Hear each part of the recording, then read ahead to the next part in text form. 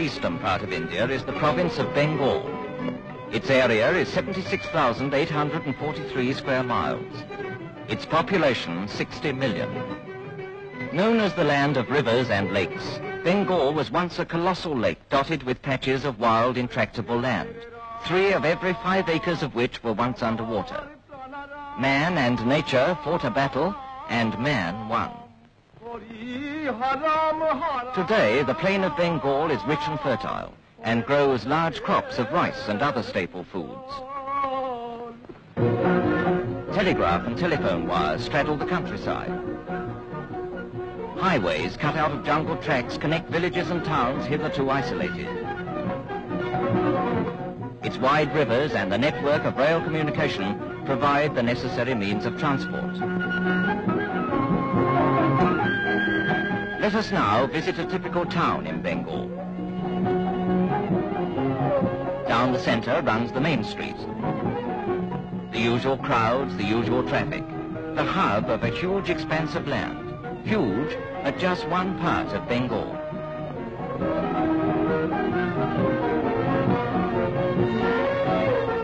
In the bazaars, there is the same buying and selling as everywhere in the world, only more colourful.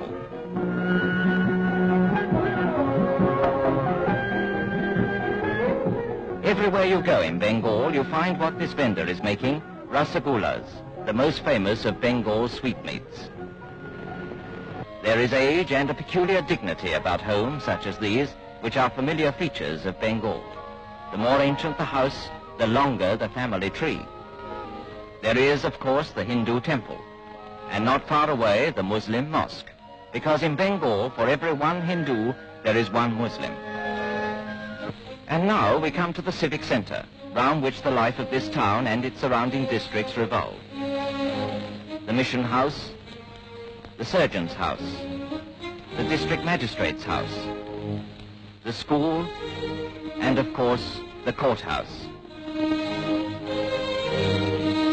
At the heart of all these activities is a man in whose care and guidance is the welfare of 3 million people within a radius of 50 miles.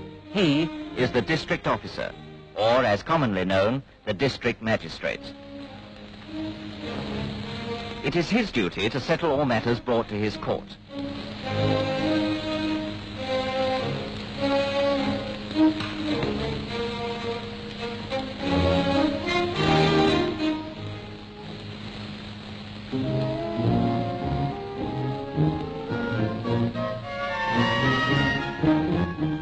He looks young to be treated with much respect, but years of study and training have equipped him with powers of judgment and a high sense of public duty for his responsible post.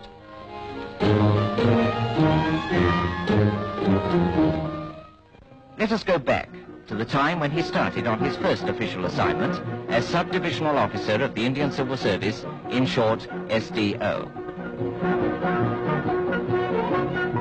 At his destination, he is greeted by his co-workers and introduced to other members of the administration.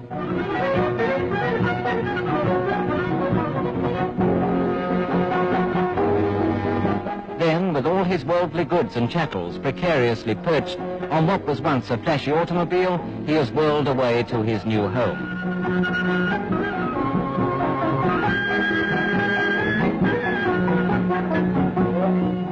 His new home.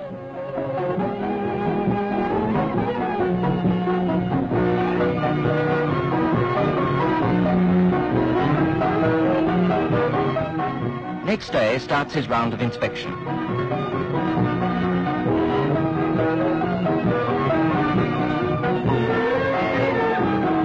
First the treasury, and then the jail.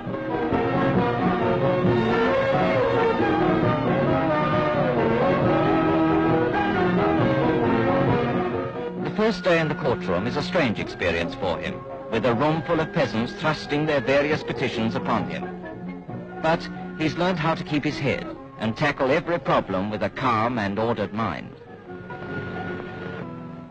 Inspecting the villages in his district is an important part of his work. The bullock cart, India's oldest method of transport, comes in handy over difficult roads, and when the road peters out, there is always the friendly horse.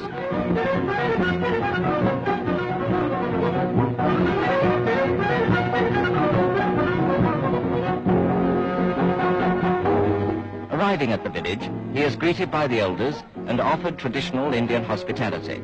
His friendly manner soon wins their confidence, and they open their hearts to him.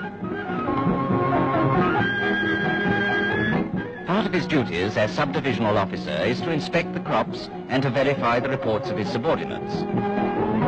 His sympathetic approach to their problems makes the peasants feel they have a friend. The next part of his tour is done by bicycle, to meet the irrigation officer and glean information for his reports. The journey continues, a little more comfortably this time. And one stretch by boat is cool and very beautiful. It takes him to an outlying hospital, where a little band of devoted workers fight the battle against Bengal's greatest scourge, malaria.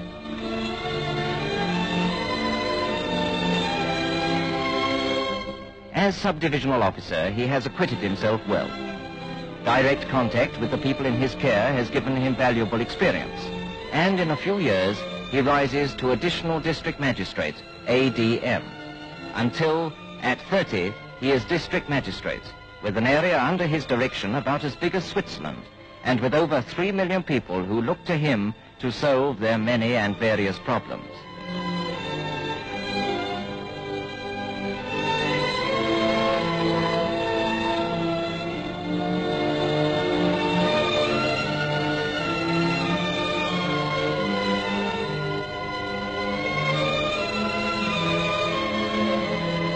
But no matter how many hours he puts in at the office, how many visitors he manages to see, no matter how young and active he may be, looking after the welfare of 3 million people is obviously a task too big for one man. Therefore, he has a body of other administrators working for him. Miles away from him, in every village, is a union board.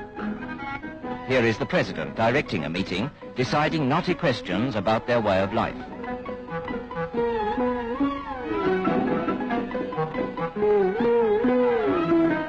They discuss improvements for the village school, the village health.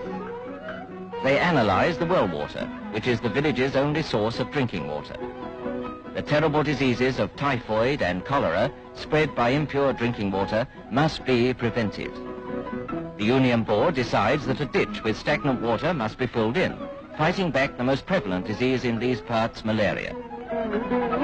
It decides that a part of the jungle must be hacked down to make way for a road.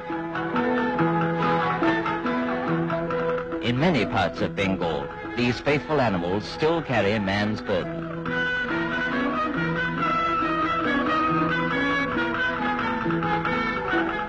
The Union Board also decides what trees in the forest may be cut down and what may not for the supply of wood. In the village there is an open-air court, where the local superintendent arbitrates in minor disputes which could be settled on the spot without reference to the overtaxed city court.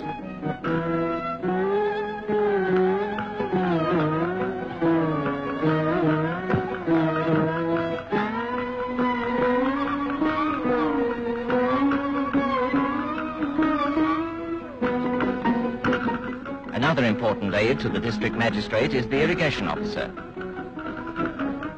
In Bengal, his task is as much to keep the water out of the fields as to let it in. The civil surgeon has a vast responsibility. Under his control are 50 hospitals and many free dispensaries, with which to combat the many ills often prevalent in such a thickly populated area. Lastly, there is the police superintendent, directly responsible to the district magistrate for peace and order. In wartime, the district magistrate must maintain a close contact with the military authorities and render them all possible assistance.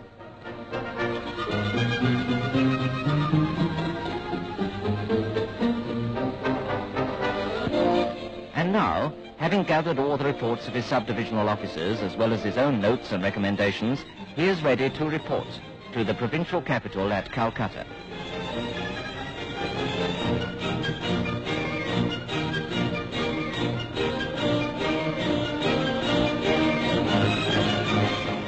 Back home again, he entertains his friends. After all, even the district magistrate must have some relaxation. Besides, it is essential for him to keep in touch with public opinion.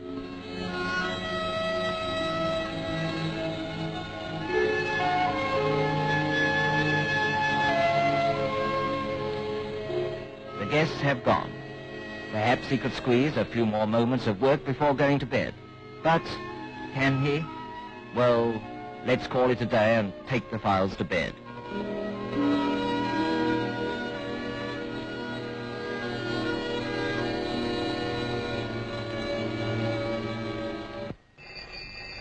But not for long. It's an emergency call from an outlying district. A river has burst its banks. Lives are threatened. He must go at once. He may be away a few days.